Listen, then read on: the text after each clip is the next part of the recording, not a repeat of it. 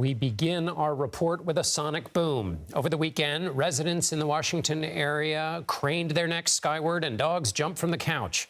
The noise came from military jets scrambling to intercept an unresponsive plane that had entered restricted airspace over the nation's capital. The small plane eventually crashed into a mountain in Virginia. No survivors were found. And the National Transportation Safety Board says it will take days to collect all the evidence. CBS News Chief National Affairs and Justice correspondent Jeff Pegues is near the site of the crash with the latest. From above, a large crater scars the terrain where the Cessna plane crashed.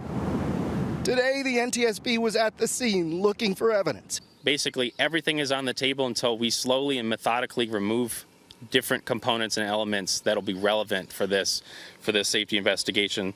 The plane took off in Tennessee yesterday afternoon, flying to Long Island, New York at 34,000 feet, where it made a U-turn. A half hour later, 6 F-16 fighter jets intercepted the plane as it illegally breached Washington's airspace, crashing minutes later. National Guard fighter on guard. If you hear this transmission, contact us on 121.5. The pilot did not respond to repeated calls from air traffic controllers and flares from the fighter jets.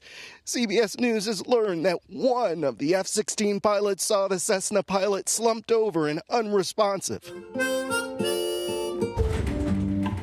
The sonic boom of the jets breaking the sound barrier startled millions around the Capitol.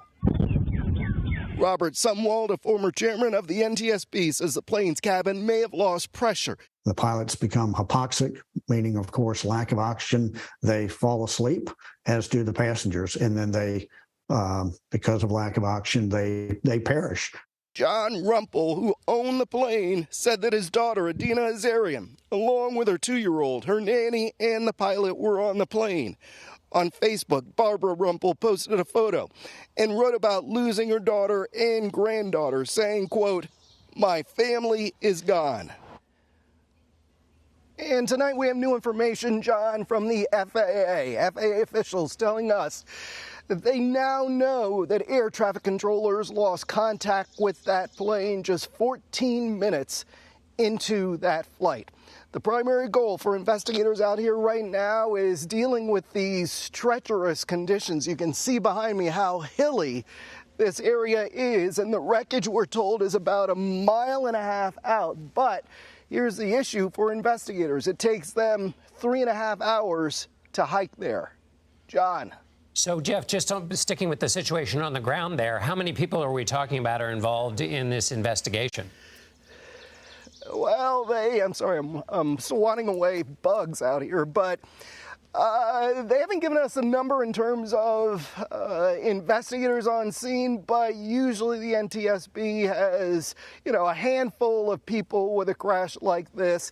The NTSB, obviously, the experts in air crashes, air accidents, and so they're going to try to get to the bottom of this one, trying to figure out what happened to that plane? Why was there no response for so long? And to do that, they're going to rely, or at least try to, or they hope to, rely on the black box. That's the voice data recorder, the voice recorder, as well as the data recorder. Now, that plane was not obligated to have one, so there's no guarantee that they're going to find one in the wreckage there. And how rare are incidents like this, Jeff? I mean, I guess there are two rarities. One, a pilot, if the reports are true, becoming unconscious. The other being, of course, scrambling jets like that over Washington.